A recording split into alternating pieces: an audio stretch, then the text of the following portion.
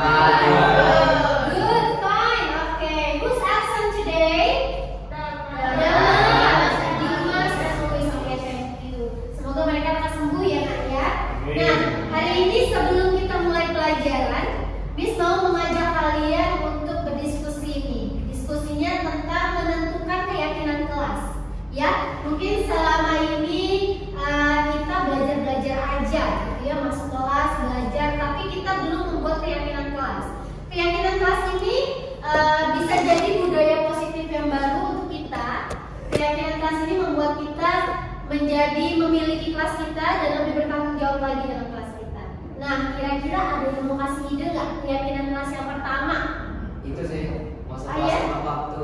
Masuk kelas tepat waktu. Setuju nggak yang lain? Setuju. Oke, masuk. Bisa tulis di sini ya.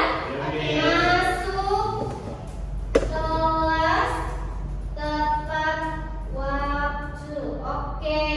Selanjutnya, sebentar. Misna mau di copy dulu ini teksnya. Sebentar ya. Oh, salah.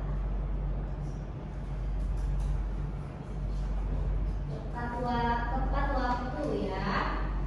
Sekarang yang kedua, ayo siapa yang mau kasih masukan? Ya boleh. Tertib saat belajar. Tertib saat belajar, setuju nggak? Setuju. Oke, boleh ya. Tertib saat belajar. Sebentar, ini bisa duplicate dulu. Tertib saat belajar. Oke. Selanjutnya, ada yang mau kasih masukan? Nah, boleh. Bertanggung jawab mengerjakan tugas. Bertanggung jawab mengerjakan tugasnya. Gimana? Setuju nggak? Setuju? Kita tulis keyakinan kelas kita ya. Oke. Jadi tadi bertanggung jawab Mengerjakan tugas. bertanggung jawab dalam mengerjakan tugas.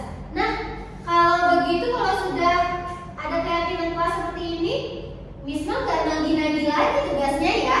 Berarti kalau ada tugas sadar sendiri ya. Iya, harus ini karena sudah jadi keyakinan kelas kita. Jadi Miss Mel hanya tinggal kode-kode aja. Ayo tugasnya langsung dikumpulin ya. Selanjutnya ada lagi. Oke, Tasya silakan. Boleh minum dan makan permen nggak di kelas? Boleh minum dan makan permen. Gimana yang lain setuju nggak?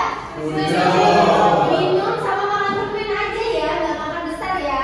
Ya boleh deh, boleh kalau semuanya setuju kita tulis di sini ya. Minum, boleh minum dan makan permen. Boleh. Boleh ya, yang penting sepakat. Ada lagi yang mau kasih masukan tentang keyakinan kelas kita? Miss, Iya. menjaga kebersihan kelas. Menjaga kebersihan kelas. Oke, semuanya berarti harus setuju nggak nih? Setuju. Kalau misalnya semuanya setuju, berarti semuanya harus menjaga kebersihan kelas ya nak ya. Yang nggak cuma yang piket, menjaga kebersihan kelas.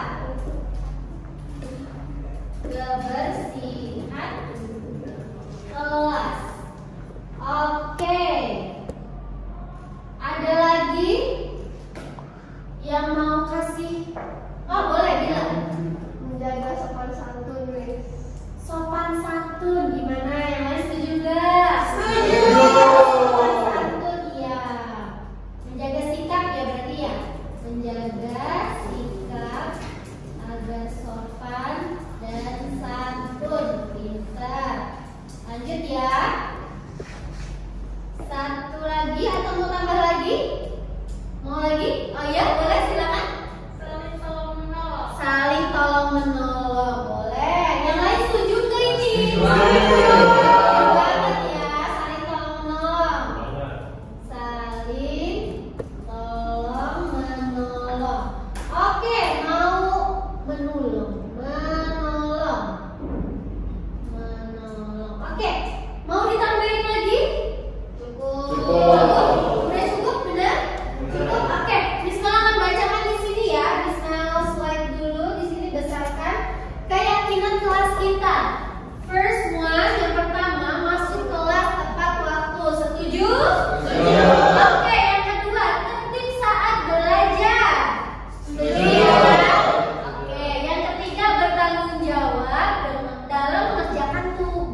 Setuju. Boleh minum dan makan permen? Setuju. Menjaga kebersihan kelas? Setuju. Setuju. Menjaga sikap agar sopan dan santun? Setuju. Dan yang terakhir, saling tolong menolong? Setuju. Oke ya. Nah, tepuk tangan dulu buat kita. Nanti ini keyakinan kelasnya akan Miss mau printkan dan Miss akan tempelkan di mading kita di belakang ya. Jadi untuk mengingat kalian juga kalau lupa dengan keyakinan kelas yang sudah kita buat. Oke. Nah sekarang kita akan lanjut belajar ya Nak ya. Nanti akan Miss mau printkan. Sekarang siapkan bukunya, silakan. Oke. Tidak terlalu tinggi tak apa.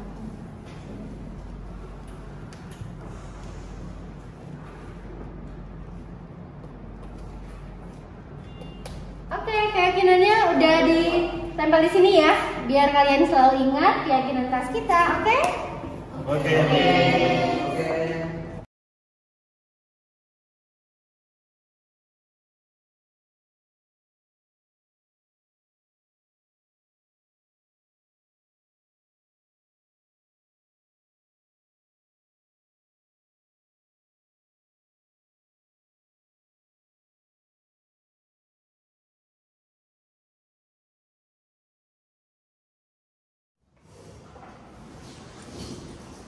Assalamualaikum warahmatullahi wabarakatuh. Selamat pagi Miss dan Mister semuanya. Saya di sini mohon izin untuk mendiseminasikan apa yang sudah saya lakukan selama program guru penggerak. Nah, ini adalah salah satu aksi nyata setelah saya mempelajari modul tentang budaya positif. Ya, silakan Mister next. Baik, budaya positif ini tentunya kita sudah lakukan ya Ibu Bapak ya di sekolah kita. Tentunya setiap hari kita melakukan budaya positif. Namun ada hal-hal yang ingin saya sampaikan untuk mengingatkan kita kembali untuk terus dapat menerapkan budaya positif di sekolah kita agar semakin baik lagi perilaku anak-anak kepada kita, gurunya, dan kita sendiri sebagai guru ke anak-anak. Nah mungkin Ibu dan Bapak sudah tahu ya bahwa kita punya peraturan sekolah. Sekolah kita punya peraturan. Nah, kita akan merubah peraturan sekolah ini menyebutnya tidak lagi berdasarkan peraturan, tapi dirubah dengan berdasarkan keyakinan sekolah. Jadi ketika anak-anak itu yakin akan suatu hal, mereka tanpa diingatkan hal-hal yang menurut kita itu salah, mereka sudah sadar sendiri. Gitu. Misalnya seperti contoh di kelas, kita membuat keyakinan kelas. Misalnya biasanya kita bilang ke anak-anak dilarang makan di kelas. Ini kan ada kata konotasi yang negatif ya, dilarang. Kita rubah menjadi keyakinan kelas yang lebih positif. Bahasanya misalnya setiap murid makan di kantin misalnya gitu. Setiap murid menjaga kebersihan kelas. Jadi bukan jangan membuang sampah di kelas, jangan mengacak-acak kelas misalnya gitu. Tapi jangan menggunakan kata jangan gitu ya. Tapi kita ubah menjadi lebih positif dengan sounding yang lebih positif tadi. Misalnya setiap murid menjaga kebersihan kelas, setiap murid menjaga perlengkapan yang ada di kelas gitu. Nah itu salah satu contoh budaya positif yang mungkin sekarang kita masih sering jangan begitu nak, jangan begitu nak. Nah kita ubah pelan-pelan ya untuk menjadi keyakinan agar anak-anak itu lebih sadar diri begitu ya. Mereka merasa memiliki kelasnya, memiliki sekolahnya, jadi mereka lebih sadar untuk melakukan hal-hal yang positif. Next. Nah, jadi ini adalah disiplin positif ya. Disiplin positif merupakan pendekatan mendidik anak untuk melakukan kontrol diri dan membentukkan kepercayaan diri. Nah, ini yang sudah saya jelaskan tadi. Jadi mereka dapat mengontrol diri sehingga mereka dapat membentuk kepercayaan diri mereka sendiri. Next. Nah, selanjutnya ini adalah nomor posisi kontrol kita sebagai guru. Pasti teman-teman juga sudah pada tahu ya semuanya ya. Jadi kita itu punya posisi kontrol sebagai guru. Yang pertama adalah penghukum. Jelas kalau misalnya ada peraturan sekolah, anak-anak melanggar peraturan sekolah seperti misalnya mereka terlambat. Kita ada buku catatan ya untuk murid-murid yang terlambat. Kadang kita beri hukuman juga. Nah, selanjutnya adalah membuat merasa bersalah. Nah, ini seringkali kita kadang lupa. Ketika anak-anak itu membuat kesalahan, kita langsung marah-marah, mungkin ya, langsung menyalahkan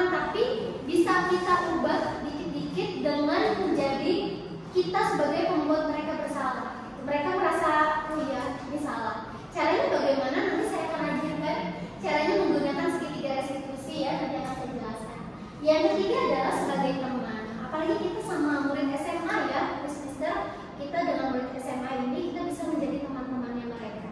Begitu, sebagai tempat curhatnya. Kadang mungkin mereka punya permasalahan dengan pertemanan, dengan keluarga, mereka bisa cerita dengan kita dan kita bisa membantu mereka. Begitu. Selanjutnya yang keempat yaitu memantau. Tentunya kita memantau murid-murid kita apakah mereka melakukan pelanggaran di sekolah, apakah mereka berbuat tidak sopan. Seperti itu kita sebagai guru memantau. Selain itu memantau jalannya pembelajaran di kelas. Yang terakhir adalah manajer. Kita mengatur, ya mengatur kelas kita, mengatur bagaimana anak-anak itu harus bersikap. Begitu. Boleh next? Yang berikutnya adalah 5 kebutuhan dasar manusia. Nah, ini kenapa sih kita harus tahu 5 dasar kebutuhan manusia ini? Karena kita menghadapi manusia juga. Kita bekerja menghadapi anak-anak dan anak-anak itu tentunya manusia ya. Yang pertama adalah bertahan hidup. Nah, seringkali bertahan hidup ini lebih kepada misalnya nih, mereka akan ujian. Seringkali anak itu punya keinginan untuk bisa bertahan dengan ranking yang sama, mereka akan melakukan apa saja. Nah, sebenarnya kan itu sebenarnya salah ya. Kita bisa meluruskan. Tapi itulah sifat dasar manusia. Mereka ingin mempertahankan hidupnya, mempertahankan posisinya seperti itu. Lalu yang merasa diterima. Tentunya anak-anak ini sangat butuh pengakuan, apalagi anak SMA ya. Mereka mau diterima di circle-nya begitu. Yang ketiga adalah kebebasan. Nah, mungkin seringkali kita lihat kita maunya bebas, nggak mau diatur-atur pakaiannya. Dibilang kita misalnya mau jalan-jalan, nggak boleh pakai ripped jeans, tetap pakai ripped jeans. Karena mereka memang dasarnya memiliki sifat kebebasan. Mereka itu ingin bebas. Gitu. Selanjutnya kesenangan. Mereka senang bersenang-senang. Nggak ada guru, mereka setel musik. Karena mereka ingin bersenang-senang. Gitu ya. Inilah sifat dasar manusia. Yang kelima yaitu penguasaan. Mungkin seringkali kita lihat anak-anak itu maunya itu temannya itu selalu sama dia karena dia mau menguasai teman-temannya gitu.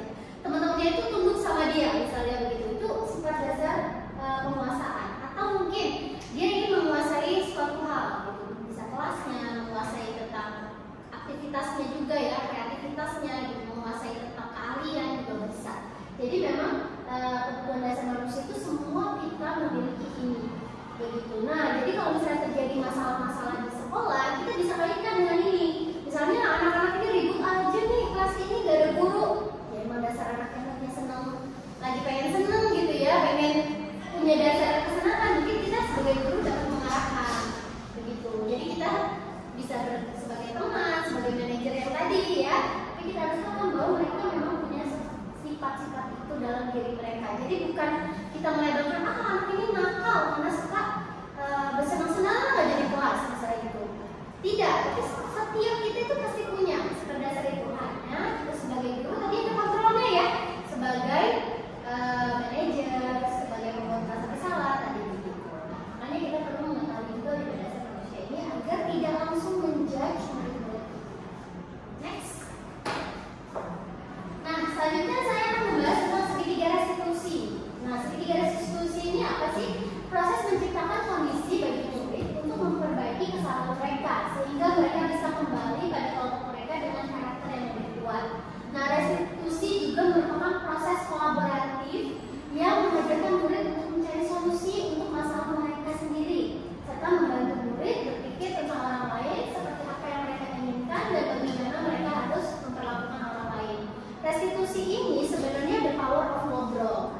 Seringkali kita kalau ketemu anak bikin kesalahan, biasanya kita panggil, kita ajak ngobrol. Nah, itulah sebenarnya kita sudah melaksanakan segitiga restitusi ini. Boleh next? Nah, tahapannya seperti ini.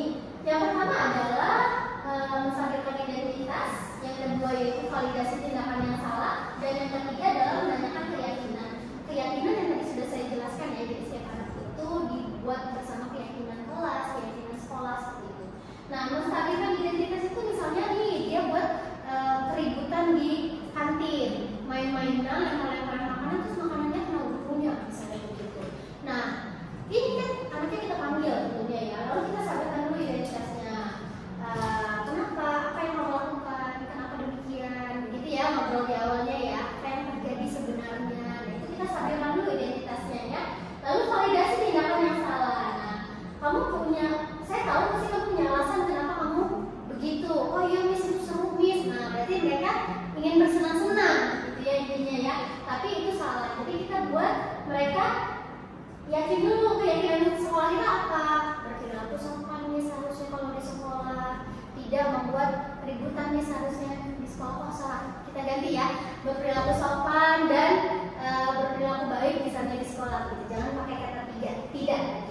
Jadi begitu. Jadi kita yakinkan anak-anak loh, bagaimana keyakinan sekolah kita. Gitu. Jadi mereka sadar sendiri. Gitu. Jadi the power of ngobrol, kita kasih tahu ini salah. Menurut kamu ini salah apa enggak? Salah. Jadi sebaiknya kamu seperti apa? Begitu. Jadi anak itu diajak ngobrol untuk dapat menemukan solusi untuk diri mereka sendiri. Begitu. Jadi kita yakinkan bahwa itu ada sesuatu yang salah. Mereka cari ini solusinya bagaimana baiknya. Gitu. Nah itulah segitiga restitusi. Sebenarnya kita sudah sering melakukan ini. Gitu ya. Mungkin yang bisnisnya wali kelas sudah sering sekali ya melakukan ini karena memang kita sering ngobrol dengan anak-anak. Nah mungkin teman-teman yang belum wali kelas bisa menerapkan ini juga jika menemukan permasalahan di kelas kalian masing-masing. Nah itu saja tentang budaya positif yang bisa saya bagikan. Mungkin Miss dan Mister ada yang ingin menanggapi, boleh silakan. Ya silakan Ya, Miss. baik Miss Melati, terima kasih atas wawasan yang baru saja disampaikan. Di sini yang saya tangkap dari yang Miss Melati sampaikan bahwasannya budaya positif itu ketika kita menemukan masalah daripada si siswa, kemudian kita juga merubah cara menyampaikannya secara kalimat yang positif dan menghindari kalimat atau kata-kata yang selama ini digunakan yang kita anggap kurang pantas dari cara penyampaian kita, sehingga semuanya itu harus kita rombak total sebetulnya ya, tapi secara perlahan-lahan kita memilah-milah diksi atau kata-kata yang pantas agar anak juga bisa menerima, sehingga aplikasi dari budaya positif ini tidak hanya kita menuntut anak, tapi juga dari kitanya juga belajar untuk menuntut kita positif dulu nih. Jadi supaya anak itu juga memang ngelihat kitanya positif, dia juga bisa positif, begitu ya Mas ya.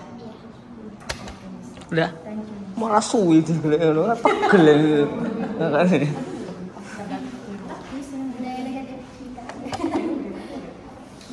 Iya baik Miss Gita, terima kasih Miss Gita. Jadi memang betul ya, kita merubah yang tadinya kata-kata kita mungkin negatif ketika menghadapi murid yang nakal, mungkin ya kurang sopan atau bagaimana. Ini kita rubah menjadi lebih positif dengan menggunakan segitiga restitusi yang tadi tahapannya. Nah, karena juga kita adalah guru ya, digugu dan ditiru gitu ya. Jadi kalau misalnya kitanya positif, anak-anaknya juga pasti akan lebih positif juga gitu. Karena mereka melihat, Miss saya aja begini, masa saya harus marah-marah begitu ya dengan cara yang nggak baik. Pasti anak-anak juga akan mendidik kita gitu. Kalau kitanya kasar, pasti banyak kasus ya. Seringkali mungkin lihat di TV anak muridnya nyerang gurunya, itu tidak bisa disalahkan 100% salah muridnya. Bisa jadi gurunya yang mulai loh. Bisa jadi kita kan harus tahu dulu ya. Nah itu dia. Jadi memang budaya positif ini bukan hanya buat murid, tapi untuk kita dulu sebagai gurunya. Terima kasih Miss Gita, terima kasih Miss semuanya untuk perhatiannya. Apakah ada lagi? Sudah cukup? Ya, terima kasih untuk waktunya. Saya calon guru penggerak angkatan 7 mengucapkan terima kasih untuk waktunya. Semoga nanti teman-teman bisa ikutan juga calon guru penggerak, sehingga nanti kita bisa belajar sama-sama dan bergerak bersama. Assalamualaikum warahmatullahi wabarakatuh.